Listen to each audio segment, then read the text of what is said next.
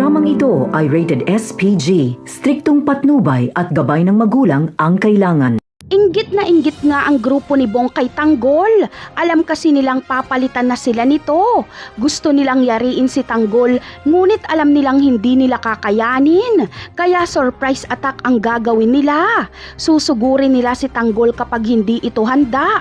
Hinihintay na lang nila ang tuluyang paggaling ni Bong. Sa kabilang banda naman ay nasilaw nga sila Marsing sa mga binigay sa kanila ni Ramon.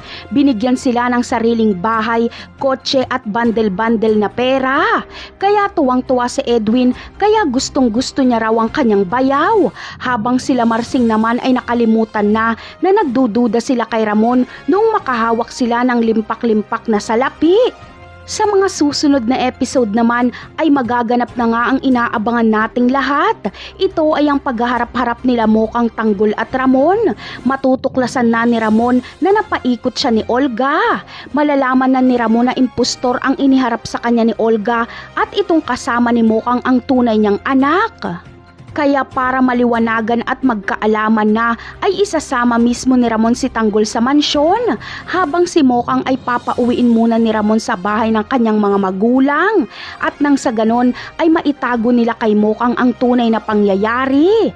Napakarami pa nating dapat abangan sa mga susunod na episode ng Batang Quiapo. Paalam!